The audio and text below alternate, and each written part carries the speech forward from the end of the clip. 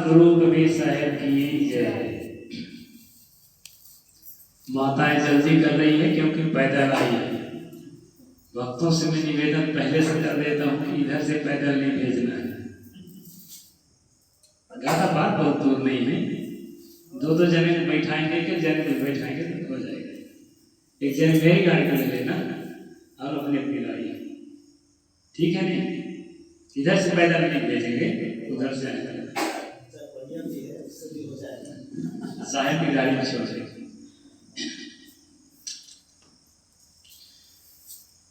पूज्य कर्म साहब जी, सदैव शोधकर साहब जी, धर्म प्रेमी सज्जनों और माताओं, सबसे पहले मैं आप सबको सादर साहब बंदगी करते हुए गुरु पूर्णिमा के मंगल कामना प्रेषित करता हूँ। इसके बाद गुरु पूर्णिमा पर थोड़ी चर्चा करूंगा। इसके बाद थोड़ी चर्चा अध्यात्म पर करूंगा। हम लोग गुरु पूर्णिमा क्यों मनाते हैं, इस पर थोड़ी चर्चा करेंगे। वैसे गुरु पूर्णिमा पर बहुत मतभेद है लोगों का कि गुरु पूर्णिमा कहाँ से शुरू हुआ, बहुत मतभेद है। जहाँ तक मेरा अपना निजी जो अध्ययन है, भारत में पहले एक आजीवक संप्रदाय था, उसमें भी कई फिरके थे, कई टुकड़े थे। आजकल आजीवक नहीं है, वैसे कबीर पंथ का सिद्धांत कुछ मेल खाता है, लेकिन हम भी आजीवक में से नहीं है। आजीवक पूरी तरह से लुप्त हो गया। आज आजीवक संप्रदाय में क्या नियम था कि जो संत होते थे बरसात में कहीं नहीं जाते थे आषाढ़ पूर्णिमा के बाद, और उनके भक्त जो है उनको रहने का एक जगह दे दें। आषाढ़ पूर्णिमा को अपने संतों के गुरुओं की पूजा करें और पूजा करके फिर वो जब तक वर्षा ज़्यादा होती है शरद पूर्णिमा तक एक जगह रखते थे। इसको देख करके तथागत भगवान बुद्ध के जो प्रिय शिष्य थे आनंद, उन्होंने अपने गुरुदेव से कहा कि भंते जी, तो भंते जी कहते हैं, कितनी परंपरा है कि भंते जी, ये देश के सभी संत महात्मा जो है बरसात में धर्म प्रचार के लिए नहीं जाते। हम लोग भी अच्छी चीजों को अगर अपनाते हैं तो इसमें क्या बुराई है? तो हमारे भारत में जो संस्कृति रही है प्राचीन काल से, वो संस्कृति रही है सार ग्रहण की। अच्छी बात हम किसी से भी ले लेते हैं। कबीर साहब का तो मैं कई बार बोल ही चुका हूँ कि सब काहों का लीजिए साचा शब्द निहार, पक्षपात न कीजिए कहें करिए विचार। तो तथागत बुद्ध की जो परंपरा है वो भी सारग्राही परंपरा है। आजीवकों से उन्होंने ग्रहण किया और इस सिस्टम को जारी रखा, और धीरे धीरे पूरे भारत में जो है आषाढ़ पूर्णिमा जो है एक अच्छा पर्व के रूप में मनाया जाएगा। संजोग ऐसा है कि किसी भी पर्व के साथ एक चीज नहीं जुड़ी होती है, बहुत सारी चीजें जुड़ी होती है। जो वेदों के जो अंतिम संपादक महर्षि वेद व्यास जी हुए, कहा जाता है कि उनका जन्म भी संयोग बस आषाढ़ पूर्णिमा को। तो मतलब ये आजीवक तो थे ही, बुद्धिज्म वाले वो भी शामिल हो गए, और जो वैदिक परंपरा के लोग थे वो भी इसको धूमधाम से मनाए। लेकिन सिर्फ भारत के भारतीय मूल के जितने संप्रदाय हैं, भारतीय मूल के यानी पारसी, ईसाई, यहूदी, मुस्लिम छोड़ के, उनमें गुरु पूर्णिमा की परंपरा नहीं है। लेकिन भारतीय मूल के जितने हैं, जैन हैं, बौद्ध हैं, और ये आजीवक तो नहीं रह गए हैं, लिंगायत हैं, कबीरपंथी हैं, सिख हैं, ये सब गुरु पूर्णिमा को अपने अपने तरीके से मनाते हैं। जैनों में भी वर्षावास शुरू करते हैं, आज से प्रभावना बंद कर देते हैं। उनके भाषा में प्रभावना कहते हैं, यानी भक्तों को प्रभावित करने की जो प्रक्रिया है, प्रभावित करके अपने उपदेश देते हैं, उसको प्रभावना कहते हैं। हम लोग कहीं धर्म प्रचार कर देते हैं। तो ये जो गुरु पूर्णिमा का जो इतिहास है संक्षेप में इस तरह से। अब सवाल ये होता है कि संतों की, गुरुओं की हम पूजा क्यों करें, और जो है गुरु पूर्णिमा को ही क्यों करें? इसका सरल उत्तर है कि मैं यहां जब आया था ना, तो बरसात में इधर से जाना पड़ता था, रामपुर भखारा जाना है, बहुत कीचड़ रहे इस रास्ते में। ये अभी पक्की रोड देख रहे हैं, रोड अभी उस समय नहीं थी, बनाते ही तक रहा। तो और जो पुराने समय में कीचड़ बहुत होता था, तो बरसात में संतों को रोक दिया जाता था और एक जगह रोक करके वहीं पर जो है सत्संग होता था। पूरे बरसात भक्त जन आते थे और सत्संग सुनते थे। ये पूरे भारत में परिपाटी रही है। आजकल जो है ना, कहते हैं हम बहुत व्यस्त ऐसा है और कैसे बैठे सत्संग। मैं व्यस्त के ऊपर एक छोटी सी कहानी बताता हूँ। एक बंजारा था और उसके पास जो है 2 गधे थे। गधों में सामान लाद के वो बिक्री करने जाता था। तो एक गधा बहुत ही संयमी था और रास्ते में चारा नहीं चाहता था, और एक गधा जो था वो कुछ न कुछ चलता रहता था। एक दिन दोनों गधों में बात हुई। कहानी है भाई, गधों में बात होती है, बात समझने के लिए कहानी है। दोनों गधों में बात होने लगी। एक गधा कहा, अरे कुछ रास्ता में मिले ना तो 4 मुंह मार लिया कर, काहे इतना संयम? अरे वहाँ दूसरा गधा कहे कि ये मालिक तो खूब खिलाता ही है, जहाँ माल उतारते हैं। तो कहे देखो ये लोग इंसान हैं, ये ज़्यादा भरोसेमंद प्राणी नहीं होते। अगर अच्छा कोई उसको ग्राहक मिल जाएगा ना, तो उतारने के बाद भी तुरंत लाभ देगा और खिलाएगा भी, कोई ठिकाना नहीं है। तो कहा नहीं, ऐसा नहीं, हमारा मालिक बहुत अच्छा है। वो नहीं खाता था रास्ते पे। अब आप सोचेंगे नहीं खाने वाला बड़ा अच्छा था, वफादार था। लेकिन एक दिन ऐसा ही हुआ कि जैसे माल उतारा कि दूसरा ग्राहक मिल गए और कहे हम डबल पैसा देंगे भाई, बहुत जल्दी आप हमारा माल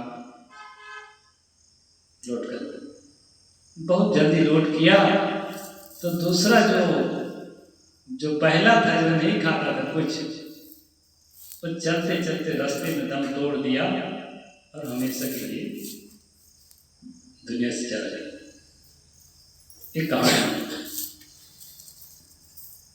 ऐसा बिल्कुल भी मत सोचिए कि जिस दिन फुर्सत मिलेगी उस दिन मैं भजन करूंगा, सत्संग करूंगा, संतों के पास जाऊंगा। ऐसा दिमाग में बिल्कुल भी मत रखिए। काम जब तक सांस चलेगी तब तक काम चलेगा। मैं स्वयं व्यस्त आदमी हूं। कई भक्त कहते हैं साहेब आप आए नहीं। मैं स्वयं व्यस्त आदमी हूं। अभी 4 बजे के बाद 4 से 6 के बीच में मुझे फूल निकालना पड़ता है। ये रोज का काम है मेरा। पूरे बरसात ऐसा नहीं करूंगा तो बहुत नुकसान होगा। रात होगी तो रात में निकालूंगा, क्योंकि ये ऐसा फूल है कि इसमें अगर शाम तक नहीं निकाले तो कीड़े लग जाते हैं। कीड़े पौधा को नुकसान पहुंचाते हैं, उससे बहुत नुकसान है। तो निकालना छोड़ मुझे, सब काम छोड़। तो मेरे कहने का मतलब है कि समय जब तक सांस चलेगी तब तक जो है काम खत्म नहीं होता आपका मेरा किसी से। इसी के बीच जैसे वो एक मुंह मार लेता था तो जिंदा रह गया। कहानी है, उस पर बहुत मत जाइए। एक मुंह मार लेता था चलते चलते तो कम से कम जिंदा रहा, और जो एक मुंह नहीं मारता था तो यही एक मुंह की तरह थोड़ा थोड़ा समय निकाल कर संतों के पास बैठें, सत्संग में बैठें। और कबीर साहब ने तो कहा है, कहिए नित सत्संग को बाधा सकल मिटाए, यह अवसर फिर ना मिले दुर्लभ नर्तन पाए। रोज करने को कह रहे हैं। और नित्य का मतलब रोज नहीं है, नित्य का मतलब तो हर समय होता है। नित्य का मतलब हम लोग जनरली बोलते हैं नित्य माने रोज, लेकिन नित्य माने रोज नहीं। नित्य का सही अर्थ है हर वक्त। कहते हैं ना ये सनातन है, नित्य है, किसी चीज को मतलब वो है ही तीनों काल में एक जैसे। तो नित्य मतलब हर समय हमको सत्संग करना है। हर समय कैसे करना है सत्संग? आप मोबाइल को चार्जिंग में लगा देते हैं, इसके बाद चलता रहता है। बीच बीच में संतों के पास जाके इस मोबाइल को हम चार्ज कर लेते हैं और उसको चलाते रहे। एक बार इलाहाबाद में क्या हुआ, मैं बीजक याद कर रहा था। हम लोगों का नियम है कि जब तक संध्या पाठ, वैराग सतर्क, बीजक ये सबको उसके मूल को जब तक कंठस्थ नहीं कर लेते तब तक ब्रह्मचारी वेश नहीं देते। ब्रह्मचारी वेश पहला संस्कार होता है, साधु वेश फिर उसके बाद अगला संस्कार। तो बहुत तेजी से याद कर रहा था और हुआ क्या कि कई दिन नहीं याद कर पाता था। कृपा शरण साहिब को सुनाता था। मैं कहा साहिब जी सेवा का काम बहुत रहा। तो कहे अकेले सेवा करते थे, हम लोग बैठे थे। मैं कहीं अकेले तो नहीं करते, तो सभी करते थे। तो उन्होंने कहा ऐसा है बेटा, एक कागज में लिख करके जिसको याद करना है कागज में लिख करके जेब में रख लो और गुनगुनाते रहो, जहाँ भूले जहाँ निकाल के देखो। काम भी चले और अध्ययन भी चले। इस सिस्टम को जब मैं अपनाया तो केवल 2.5 महीने में बीजक कंठस्थ कर लिया। किसी को 3 महीना लगता है, किसी को 4 महीने, किसी को 1.5 महीने में हो जाता है। मेरे से और भी तेज है, हर तरह के टैलेंट है दुनिया में। तो इतनी मोटी किताब को 2.5 महीने में कंठस्थ कर लिया और सेवा में हर समय रहता है। तो हर समय सत्संग का मतलब ये है कि जो सुमिरन है, ये जो आत्मचिंतन है, ये हमारे जीवन का हिस्सा बन जाना चाहिए। करिए नित्य सत्संग के मतलब ये हमारे जीवन के हिस्सा हो जाए। मैं रामपालियों के बहुत बात को सहमत नहीं हूं, लेकिन एक बड़ी अच्छी चीज है उनके अंदर। एक तो अंगूठी पहनते हो, बैटरी वाला अंगूठी, अंगूठी टप टप करता है, ऐसे उंगली में टप टप करता है। वो जितने बार टप टप करता है उतने बार वो अपने सुमिरन में लगे रहते हैं, अपने काम भी करते हैं, खेत में, दफ्तर में जहाँ भी काम करते हैं। उनके हर चीज से मैं सहमत नहीं हूं, लेकिन इस चीज से तो बहुत सहमत हूं। ये जो है ना, ये जो सांस है मनुष्य का, कोई नहीं जानता किस समय थम जाने वाला है। इसलिए यहां से ऊर्जा लेने की जगह है, केवल संतों से ऊर्जा लेने की जगह है। करना हर वक्त है। गुरु पूर्णिमा कब से शुरू हुआ, कैसे शुरू हुआ, ये सामान्य बात है, लेकिन जानकारी के लिए वो रहना चाहिए, क्योंकि हम मना रहे हैं। सबसे बड़ी बात है कि संतों गुरुओं की पूजा हम क्यों करें। संतों गुरुओं की पूजा इसलिए करें कि उनकी प्रेरणा से, संतों की प्रेरणा से हमारे अंदर अमृत का संचार होता है। सदगुरु कबीर ने कहा है कि अमृत के लिए पूरिया बहुविध दीना चोर, आप सरीखा जो मिले दाएं पियाओ हो। हम लोगों को जिम्मेदारी मिली है। आप देखेंगे खासकर हमारे पारक सिद्धांत के महात्माओं को, आने वाले फ्यूचर में कुछ हो जाएगा तो मैं नहीं जानता, लेकिन अभी तक किसी को हथकड़ी नहीं लगी पूरे भारत के अंदर, भारत के बाहर। उसका कारण क्या है? जालसाजी करके लग भी सकता है किसी को, मैं नहीं कहता नहीं करता, लेकिन अभी तक नहीं। उसका कारण क्या है कि हम लोग सबसे ज्यादा साधना को महत्व देते हैं। हमारी परंपरा ही साधना को महत्व देती है। और साधना क्या है? सुबह शाम आप लोग ध्यान बैठे बस साधना तो है, वो तो है ही साधना, उसका खंडन नहीं है। ध्यान तो आपको करना ही है, लेकिन ध्यान के साथ साथ जीवन के जो अन्य क्षण है उस समय भी आपको ध्यान करना है। जीवन के अन्य क्षण भी, इसको भी चल रहे ठीक है, जीवन के अन्य क्षण भी आपको ध्यान करना है। आप जानते हैं बच्चा होता है वो पतंग उड़ाता है, तो पतंग की डोरी जब तक टूटती नहीं या हाथ से छूटती नहीं तभी तक पतंग आकाश में उड़ता है। यदि डोरी टूट गई या हाथ से छूट गई तो पतंग धरती पर गिर जाता है। इसलिए जो है संतों के यहाँ ये बात कही जाती है कि अपने जीवन के डोर को संतों के हाथ में दे दे। जीवन तो आपको खेत में जीना है, दफ्तर में जीना है, जहां है वहां जीना है, लेकिन उनके अपने जीवन के डोर जो है संतों के हाथ दे दो, ताकि जो है हर समय आपको ध्यान रहे कि मैं एक सेवक हूं, मेरे संत जन मेरे मालिक है। अब इसके मतलब ये नहीं कि महात्मा लोग अहंकार कर ले रहते बड़े मालिक हो गए, और वो अहंकार नहीं करते इसीलिए मालिक है। झुकता वही है जिसमें जान होती है, अकड़ना तो मूर्खों की पहचान होती है। सद्गुरु कबीर साहब संसार में अपने युग में तो सबसे ज्यादा विनम्र थे।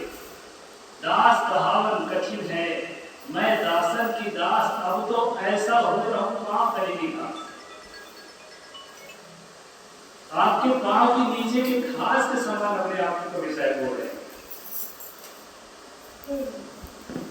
तो मालिक होने का अहंकार संतों में नहीं आना चाहिए, नहीं आता है।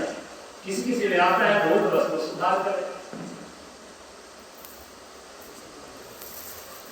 इस कारण से ना संत मालिक होते हैं, सेवक ही मालिक होगा। जो सच्चा सेवक है वही सच्चा मालिक है, और सच्चा सेवक नहीं है तो सच्चा मालिक नहीं है। मालिक होने के लिए सेवक होना अनिवार्य है। हम लोग बहुत सेवा करते हैं, जी जान से सेवा करते हैं, अपने से वरिष्ठों की सेवा करते हैं, गुरु की सेवा करते हैं। आप कभी नहीं सुने होंगे कि संत समाज के अंदर कोई बूढ़ा हो गया है तो बूढ़ा होने के बाद उसको बराबर से देख रेख नहीं किया जाता। समाज में है, अलग है तो गड़बड़ हो जाता है। समाज के अंदर है तो आप कभी भी नहीं सुने होंगे, बुरहानपुर से, इलाहाबाद से, किसी भी संस्था से नहीं सुने हो। उसका कारण ये है कि हम दिन रात वही करते हैं कि जो जरूरतमंद है, जिसको सेवा की जरूरत है उसकी हम सेवा करें, जिसकी मदद की जरूरत है उसकी हम मदद करें। और जो है जो भटका हुआ है, अशांत है, उसको ज्ञान की बात सुना के उसके मन में शांति स्थापित करने की कोशिश करें। जैसा आपका शरीर वैसा हमारा शरीर। हर आदमी के शरीर में जो है, जो साइंस के स्टूडेंट हैं वो समझते होंगे कि न्यूरॉन्स होते हैं, और न्यूरॉन्स किसके द्वारा संचालित होते हैं? पीनियल ग्लैंड से स्रावित होने वाले हार्मोन्स, बहुत तरह के हार्मोन होते हैं, उसके चर्चा नहीं करूंगा क्योंकि ये दूसरा मंच है। उसके द्वारा संचालित होते हैं, और उन हार्मोन्स का जो प्रभाव है न्यूरॉन्स को पड़ता है, न्यूरॉन्स का प्रभाव है हमारे मस्तिष्क को पड़ता है, और उसके द्वारा हमारे अंदर भावनाएं पैदा होती हैं। काम की भावना, क्रोध की भावना, ईर्ष्या की भावना, लोभ की भावना, सब पैदा होती है। साधक क्या करता है? साधक वो होता है इन जो जहर है ना उसको अंदर बचाता है। जैसे वृक्ष वृक्ष में आप खाद किस चीज का डालते हैं? सड़ी गली चीज का। गोबर तो सड़ी गली चीज है, उसको और सड़ाते, इसके बाद डालते। और वृक्ष आपको क्या देता है? फ्रेश देता है, ताजा देता है, पत्ता फल फूल कुछ भी दे। तो संतों का काम है कि जहर को पचाना। कोई कटु शब्द कह दे और संत के समर्थन में पूरा गांव है। मेरे साथ एक दो लोग कुटपटांग गए, नहीं गए, लेकिन मैं कुछ भी प्रतिक्रिया नहीं दिया। और गांव में गए तो लोगों ने उनको लटा दे दिया, गर्व करते। मतलब सबके सब हमारे समर्थन में उतर जाते। इसका कारण ये है, कोई भूलवश गलती करता है, कोई नशा के धुन में रहेगा या किस तरह कभी कुछ गलती हो जाएगी। नहीं तो संतों के साथ कोई गलत और सोचता तक नहीं कुछ करने के बाद चरोटा की भी कही पूरे भारत और भारत से बाहर भी। तो संत का पहला काम है जहर को बचाना। कहते ना भोले बाबा हलाहल को पी के बचा लिया। तो संकेत है, उन्होंने क्या बचाया क्या नहीं किया उसको भौतिक रूप में मत देखिए। बहुत लोग इसको फिजिकल जो है अर्थ निकालते, ऐसा कुछ नहीं। जहर का मतलब यही है, हमारे अंदर जो गंदी भावना पैदा होती है, वह विरोध की भावना पैदा होती है और तरह तरह के लोभ लालच की भावना पैदा होती है। किसी के खिलाफ हम कुछ सोचने लगते हैं।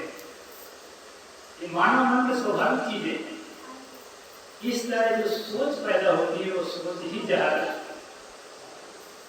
उस जहर को हम अपने अंदर पचा लें। पचाने के बाद क्या देना है समाज को? जैसा वृक्ष सड़े हुए खाद को पचा करके आपको तरोताजा फल देता है, तरोताजा पत्तियां देता है, तरोताजा फूल देता है, वैसे जो है संत अपने अंदर सारी बुराइयों को बचा करके और समाज को जहर के बदले में अमृत देता है।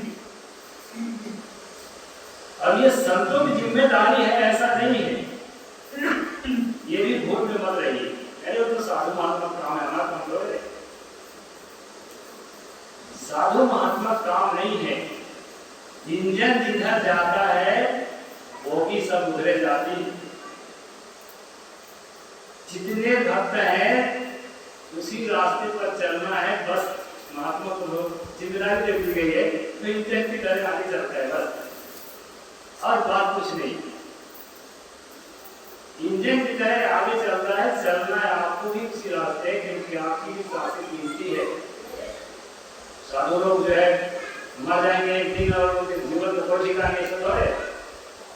किसी के जीवन का ठिकाना नहीं है। जिसको भी बात समझ में आती है तो भजन में, सत्संग में, अपने श्वास कभी में एक साथी है कि श्वास श्वास में नाम ले, पिता श्वास मत खोए, ना जानिए श्वास का आवन खोए।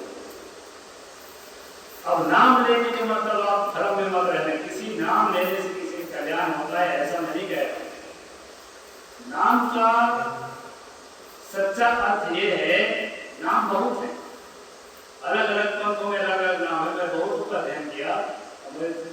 कई लोग कहते हैं साहब आप ओपन कर देते, इसलिए नहीं बोल रहा। कई लोग कहते हैं बात है, आप ओपन कर देते, हम लोग गुप्त रखते हैं अपने नाम को, आप मंच में बोल देते, इसलिए मैं नहीं दे रहा। और किसी को जिज्ञासा होगा तो अलग से बताते हैं। सारे पंथों में इतना भारत में चलते। तो जो नाम है सबके अलग अलग, अलग अलग पंथों के अलग अलग नाम हैं, लेकिन हमारे कारक सिद्धांत में कोई नाम है नहीं। वज्रत हो हमारे कबीर पंथ में जो ये शाखा है कारक सिद्धांत में कुछ नाम नहीं। लगेगा कि किसका सुमरन करते होंगे भाई। यही है खास बात। जो भी शब्द हैं, जो भी नाम हैं, अक्षर से बने होते हैं। बात को समझिए। और जितने अक्षर है किसी भाषा का अंश है। और भाषा एक सीमित अपने अपने इलाके में के लिए, हर भाषा अपने अपने इलाके के लिए है। अभी आपको तेलुगु मलयालम बोलना कहीं तो नहीं बोल पाएंगे, तेलुगु मलयालम आप हिंदी बोल में नहीं बोल पाएंगे, पढ़ते ही हो लोग। एक तो अंग्रेजी बोलते हैं, मैं तो साउथ इंडियन काफी दिख रहा हूँ, एक तो अंग्रेजी बोलते हैं, एक तो अपनी प्रांत की भाषा बोलते हैं। तो भाषा एक सीमित है, और भाषा की जो शुरुआत है ना एक विशेष समय से हुई है। हिंदी भाषा तो 150 साल से ज्यादा नहीं, बहुत नई भाषा है। तो हिंदी में नाम है, संस्कृत भाषा भी ईसा के किसी पार के, बहुत लोग उस पार के बोलते हैं, लेकिन इस पर जो है शोध हो चुका है। ईसा किसी पार की भाषा है, उस पार के लिए, उस पार की जो भाषा है ना, हमारे सिंधु घाटी के जो शिलालेख मिल रहा है वो अक्सर हम नहीं पढ़ रहे, नहीं पढ़ पा रहे। हमारे मुख्य उस भाषा बोलते थे उस टाइम पर, जो वहाँ अभिलेख मिल रहा है, वो भाषा लुप्त हो गई। बीच में पाली भाषा आई, अर्धमागधी आई, संस्कृत आई, हिंदी आया, बहुत सारी भाषाएं आई। ये सब जो है ना नाशवान है, सब सारी भाषा। और हम किसका सुमरण करने के लिए बताते हैं? अविनाशी। अविनाशी सत्ता जो तीनों काल में एक जैसा है, उसका सुमरण शब्दों से, अक्षरों से नहीं होता। उसका सुमरण कैसे होता है? उसका सुमरण होता है अपने अंदर के शब्दों को मिटाने से। परमात्मा तक पहुंचने का रास्ता, परमात्मा भी एक शब्द है, परमात्मा तक पहुंचने का रास्ता, अपने असली अस्तित्व तक पहुंचने का रास्ता शब्दों को मिटाने का रास्ता है। वायक सिद्धांत ध्यान शिविरों में आप जाया करें। अब अगर आप चाहेंगे तो कभी यहाँ भी लगा देंगे, तो हाथ बन गए हैं, अधूरा है, इसको पूरा करेंगे जल्दी। तो ध्यान शिविरों में क्या सिखाया जाता है? अपने आपके दिमाग में जो शब्द उठते हैं ना, उस शब्दों को मिटाने की कला सिखाई जाती है। उस शब्दों को जब आप मिटाएंगे और कुछ क्षण के लिए ऐसी अवस्था पर पहुंचेंगे जहां आपके एक भी अक्षर नहीं होगा दिमाग में, तो आपकी असली स्थिति है। उसको आत्मा नाम दो, परमात्मा नाम दो, अल्लाह नाम दो, खुदा नाम दो, चाहे कोई नाम ना दो, नाम देने की जरूरत नहीं है। नाम देने के लिए शब्द नहीं है, क्या नाम देंगे? शब्द ही नहीं है, शब्द तो खत्म हो गए। उस शब्दों की खात्मा की जगह पर हम अपने असली स्थान पर पहुंचते हैं। इसलिए पारक सिद्धांत में नाम दान नहीं दिया जाता। ये भ्रम में मत रहे, इनको मालूम नहीं। अब कहो मैं सब पंथों का नाम बता दूं, सब मुझे याद है, सब जगह अध्ययन करके रखा हूं। दूसरे पंथ से आया नहीं, मैं श्री संप्रदाय से आया हूँ, तो श्री संप्रदाय के अलावा भी दूसरे संप्रदायों को भी मैं अध्ययन किया। तो मेरे कहने का मतलब है असली जो स्थिति है वो आत्मज्ञान और आत्म स्थिति का जो दशा है, वहां पर अक्षर नहीं है। उस निरक्षर स्थिति में पहुंचने के लिए साधना करें, और उस साधना को जब करेंगे ना, तब आपको पक्का हो जाएगा कि ये नाम अक्षरों से बना। मेरा नाम किसी का नाम, भगवान का नाम, देवता का नाम, या पत्ता का नाम, सारे नाम नाशवान है। अविनाशी क्या है? उस नामों को जो अनुभव करता, इस अविनाशी तत्व का बोध निरंतर संतों से होता है, जो उसी पे लगे रहते हैं। और यही खास है, वेदांती लोग भी आखिर में यही कहते हैं, यानी कि पतंजलि ने भी अपनी किताब में योगास्थित वृत्ति निरोध का वृत्ति के निरोध हो जाना योग की अवस्था है। आपके ध्यान में विषय मना कपिल मुनि ने लिखा, ये विषय हो जाता है। उस निर्विषय अवस्था को प्राप्त करने के लिए, उस दशा में पहुंचने के लिए ये ध्यान किया जाता है। आंख बंद करके बैठने को यही मतलब है। और इसके बाद व्यवहार काल में इस बात को दिमाग में रखना है कि हमारा असली जो मुकाम है वो ये नहीं है, अगले कर रहे हैं भाषण प्रवचन नहीं, असली मुकाम ये नहीं, असली मुकाम वो है। उसको काम करते समय भी कबीर साहब ने कहा है, जहाँ जहाँ ढोलों सो करना, जो कुछ करो सो पूजा, जब सो तब कर्म दंडवत भाव मिटाओ। पूजा भाव को मिटाते रहिए, दूसरा भाव पैदा होता है उसको निरंतर मिटाते रहिए। वो पैदा होगा ही, सबको होता है। बताया मैंने विज्ञान के हिसाब से भी बताया कैसे पैदा होते हैं वो सब। बाहर के माहौल से मिलते हैं उसको प्रेरणा। तो साधना के मतलब ये है, किसी भी भगवान को आप मानते हैं नहीं मानते, कोई मूल्य नहीं। इसमें सारे भगवान आ जाते हैं, चाहे आप जिस पंथ को मानते हो, ना माने तो भी आ जाते हैं। किसी को नहीं मानते, अगर किसी देवता किसी भगवान को नहीं मानते, अगर इस तरह के ध्यान करते हैं, मान लो सारे भगवान को खा दिए, अब जरूरत खत्म। ये भारत सिद्धांत का मूल तत्व। आप किस पर श्रद्धा रखते हैं नहीं रखते, इसमें कोई इसमें मतलब बंधन नहीं। अगर घोर नास्तिक है, आप किसी पर श्रद्धा नहीं रखते तो चलेगा, लेकिन इस पर श्रद्धा रखना, और जो रखेंगे अपने पर कौन सी श्रद्धा नहीं रखेंगे, अपने फायदा नुकसान को कौन नहीं जानता। ये आत्म सत्ता ही परम सत्ता है। इस सत्ता का बोध होने से सारा जहर जो है अमृत में बदल जाता है। नाम नाशवान, रूप नाशवान, बचपन का रूप कभी नहीं है आपके पास, मेरे पास नहीं। कोई भी बात यदि रूप नहीं रहेगा पहचान नहीं आएगा।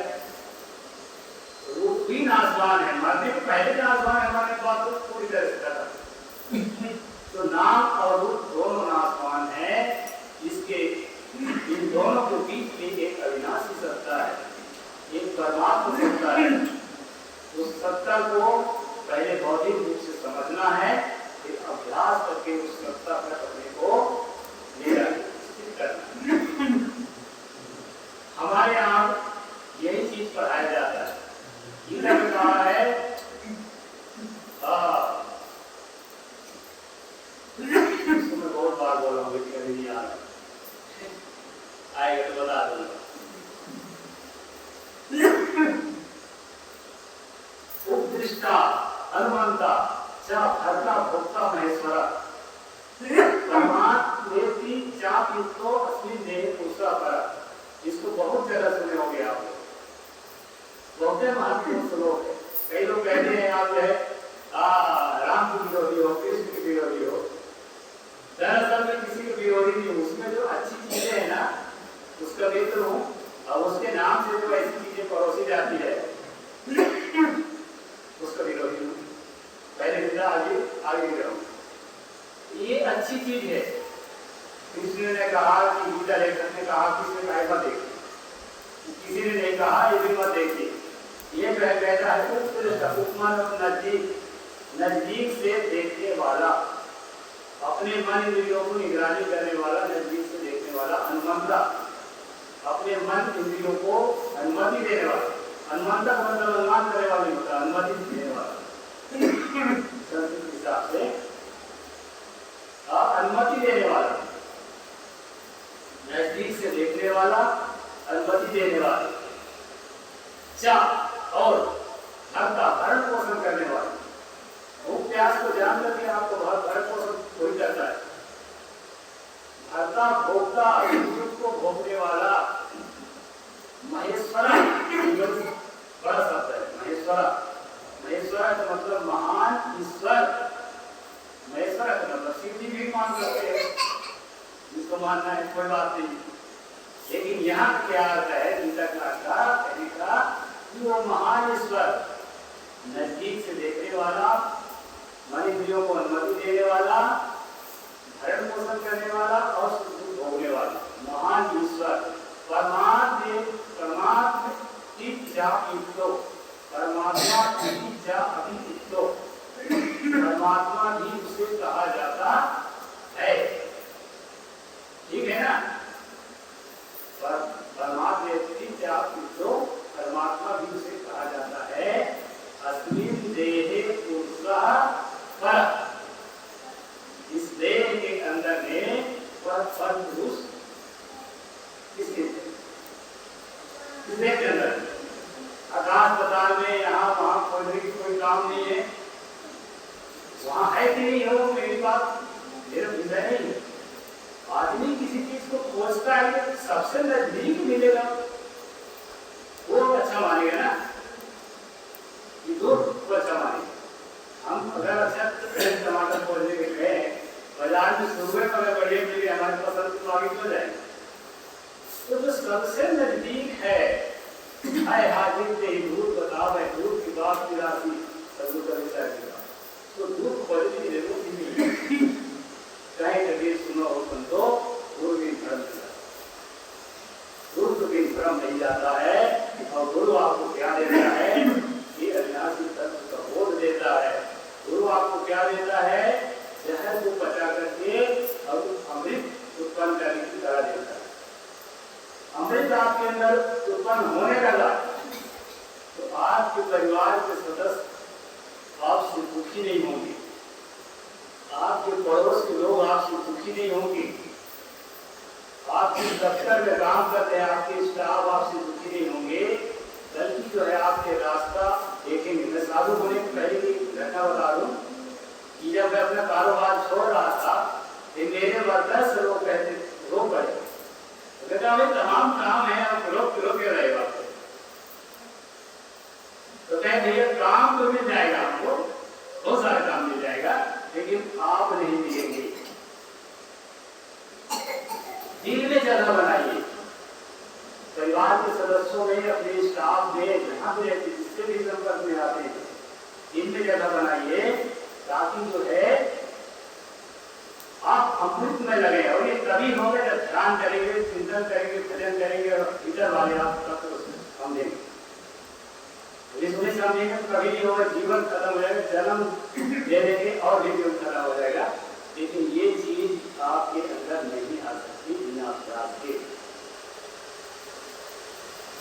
और इसके लिए मैं ये संस्था के स्थापित ये गुरु पूर्णिमा के साथ साथ जो है सन 14 में गुरु पूर्णिमा के दिन ही मुझे इस जगह पर नियुक्त किया गया था। और ये संस्था की शुरुआत किया गया, यानी मैं पहला पीढ़ी हूँ अभी यहाँ का। तो इस संस्था की शुरुआत की गई थी आज ही की तिथि में, इसलिए हम इसको स्थापना दिवस के रूप में मनाते हैं। मैं कह रहा हूँ कि इसकी स्थापना अभी क्यों हुई है?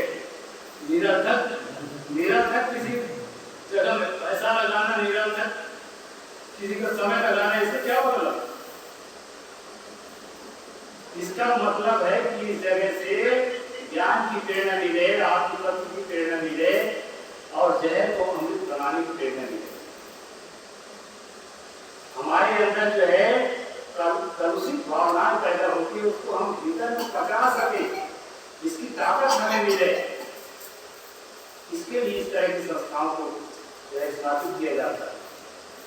और मैं निरंतर प्रयास कर रहा हूँ, लेकिन आप लोग जो है कम रुचि लेते हैं तो थोड़ा सा काम रुक जाता है। मैं पिछले साल भी कहा था कि प्रत्येक पूर्णिमा को 3-4 पूर्णिमा चला, इसके बाद फिर जो है अनेक बढ़ते चले गए। प्रत्येक पूर्णिमा को अब ये नया हाल बन गया है, प्रत्येक पूर्णिमा को यहाँ बैठा जाए, खर्चा कुछ नहीं आता है। माइक भर अभी किराए से लेते हैं, हम अपना माइक बनवा लेंगे, इसका किराया भी नहीं लगेगा। हाल है टेंट नहीं लगेगा, कम का कम है, उसको पूरा करेंगे। बजट मेरा कम हो गया इसलिए अभी उसका हम रुके हुए। तो अब बजट मेरा क्या है, आप ही को बजट है, इसमें जिसको जो लगाना है वो लगा सकता है। ध्यान के लिए, चिंतन के लिए, भजन के लिए स्थापित किया गया है, इसका बराबर उपयोग करिए। और मैं अपना जरूरी से जरूरी काम छोड़ करके अगर इस काम के लिए कोई आता है उसको मैं प्राइमरी इंपॉर्टेंस दूंगा, पहला महत्व दूंगा।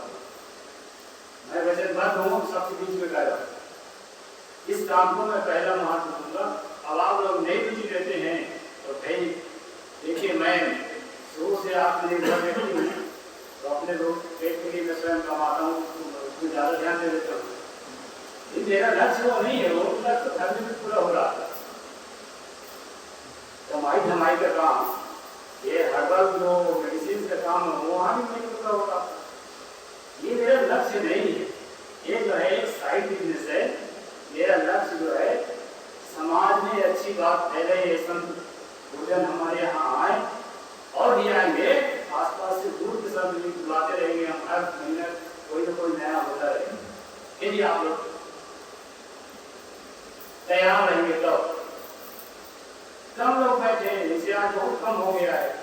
तो कुछ कारण भी है, गांव में एक माहौल प्रोग्राम है, एक दो इतना काम नहीं होता है, तो आप लोगों की भागीदारी बराबर रहे। और एक चीज की खर्चा और आया करता है, प्रसाद बांटते हैं। मैं एक रिवाज निकाला हूँ कि पूर्णिमा के दिन आप लोग खीर का प्रसाद बांटते हैं। तो जिस पूर्णिमा को कोई नहीं देगा उस पूर्णिमा को मैं दूंगा, ये भी मैं कह रहा हूँ। अभी जो है हमारे अमरनाथ साहब जी आज के लिए ये तो प्रबंध करें, तो उनको पूर्व के लिए बहुत बहुत जो है कबीर साहब की ओर से आशीर्वाद है, संतों की ओर से आशीर्वाद है, और वही जो है श्रद्धा भक्ति के साथ लगे रहें। तो अगले पूर्णिमा के लिए भी कोई अगर चाहें तो अभी लिखा सकते हैं, और नहीं चाहेंगे तो केवल समय दान करें, तो सब हो जाएगा। मैं 2 पैसे कमाता हूँ तो सारा काम मैं कर लूँ, लेकिन मैं सारा काम इसलिए नहीं करता कि जब तक भागीदारी नहीं निभाएंगे तब तक आपके अंदर वो चीज नहीं आएगी, इतना गहरा जो लगाव है ना नहीं आएगा। इस कारण से मैं कहता हूँ कि एक व्यक्ति जो अपने को सक्षम समझता है वो प्रसाद को भार उठा ले। माइक जो हम किराया करते हैं इसकी संस्था भार उठा रही है।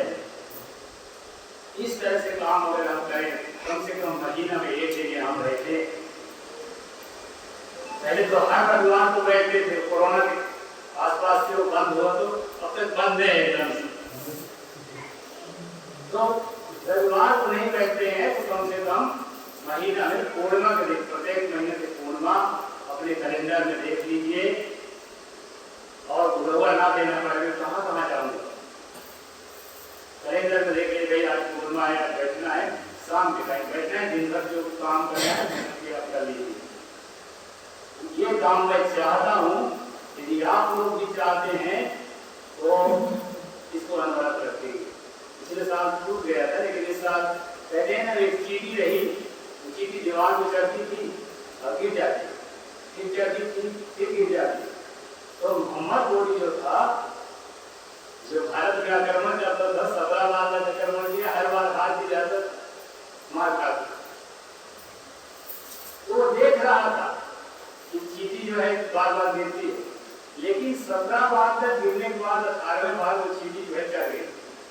उसको देख करके सोचा हो कि अरे मैं गिरा तो 18वें बार शायद 16 बार हारा, और 17वें बार मैं आक्रमण करूंगा और जीतूंगा, जीतेंगे। तो गिरना उठना लगा रहता है, अभी तक टूट गया।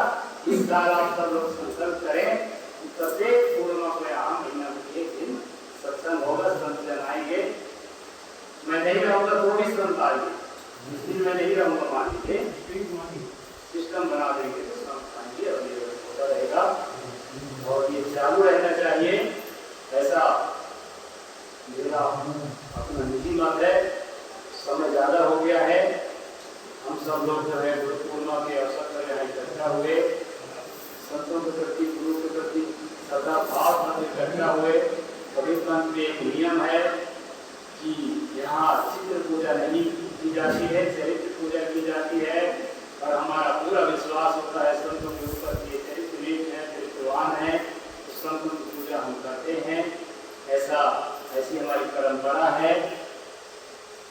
और इससे जो है संत भी सावधान होता है कि मेरी पूजा होती है, देखता हूँ तो मैं इस काबिल होती है ही नहीं, तो उसमें सुधार करूँ। और भक्त भी सोचता है कि संत भी हमारे इतने चरित्रवान चरित्र को अपने जीवन में स्पृहा करके अपने को भी पवित्र बनाओ और साधना करके उस मुक्त अवस्था को, उस निर्वाण अवस्था को, उस गांधी स्थिति को, उस स्थिति प्रज्ञता को अपने जीवन में जी सकूं, ऐसा भी सोचता है। और ये सब हम भी प्रयास करेंगे। इतना ही मैं बोलूंगा। बोलिए संत सम्राट सद्गुरु कबीर साहिब की जय।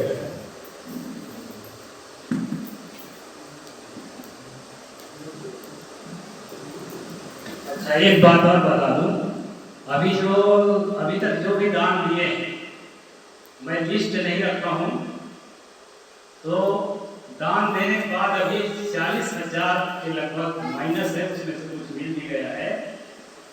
तो मैं सारा अभी निर्माण कार्य में जो भी पैसा है अपने नाम से करता हूँ, मतलब जिससे उधार लेता हूँ, व्यापारी से अपने नाम से लेता हूँ, संस्था के नाम से नहीं लेता। तो उसको तो धीरे धीरे मैं पूरा कर ही रहा हूँ। और जो काम बाकी है उसके लिए सबका नाम फ्लेक्स में दिखाएंगे अभी और थोड़ा हो जाए, ऐसा नहीं कि नहीं दिखाएंगे। हमारे यहाँ लिखने का विधान है, जो विशेष रूप से रिक्वेस्ट करता है कि साहब हमारा नाम प्रकाशित मत करना, तो गलत बात। उसको गुप्त दान के रूप में उसका भी नाम लिख दिया जाए। नाम नहीं लिखेंगे, राशि लिख देंगे। तो जो भी ऐसा आगे के लिए चाहेंगे, तो कम पैसे खर्चा करना है, तो पंखे हैं 2-3 पंखा भी नीचे लगाना है, 2-3 ऊपर लगाना है। यहाँ एक कूलर भी लगेगा, अभी बरसात इसमें चल जाता है, तो उसके लिए भी हिम्मत बनाने, खिड़की और इसमें दरवाजा और इसमें टाइल्स लगाना है नीचे, केवल बाथरूम बस में ये ऐसे रहेगा। ये सारी योजना है।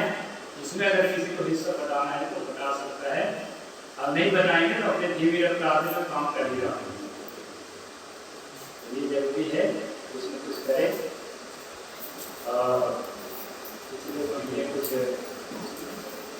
कुछ आया था, मैं सबको आचरण नहीं करूँगा, इसकी लिस्ट भी नहीं रखा हूँ। आधे लोग का करूँगा तो कहेंगे कि आधे लोग का कर रहे, इसलिए भी नहीं करूँगा। तो ये